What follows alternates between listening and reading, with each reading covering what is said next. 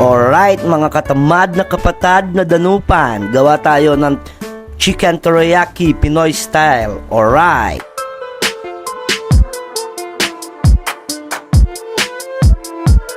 Una kong ginawa mga katamad, nagpilay ako ng chicken.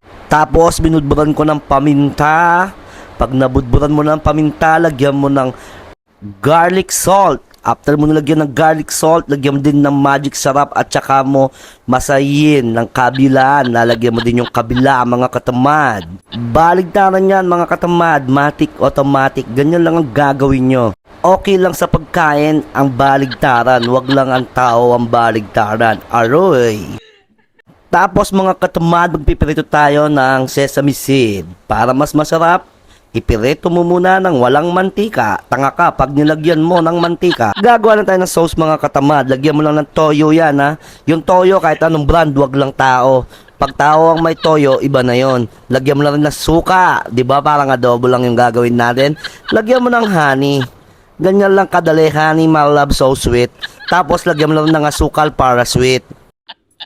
Pag nalagyan mo na ng asukal na brown yan mga katamad, matik automatic, lagyan mo ng konting tubig para naman may texture ng tubig. Galing lang sa Abacan River. Tapos igogo mo na ng ganyan, goods na yan.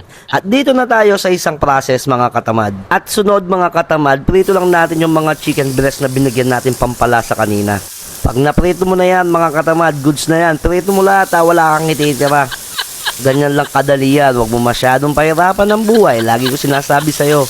At balabaligtarin mo lang hanggang sa maluto yan mga katamad.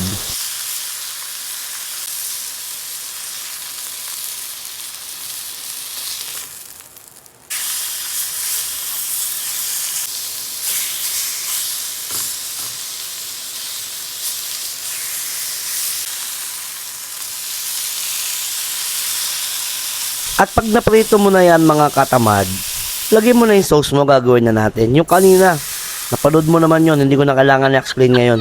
Bigyan mo lang ng cornstarch na may tubig para lumapot agad yan. Pag lumapot na yan mga katamad, ilagay mo lang yung manok mo.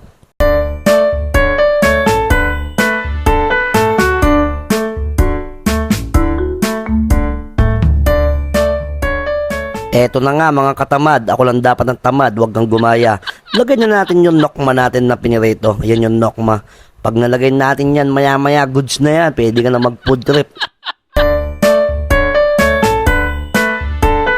Mga katamad, naalala nyo yung pinirito natin sesame seed. Ilalagay mo lang yan, ibudbud mo dyan sa chicken teriyaki natin para mas lalong gumanda at lalong sumarap.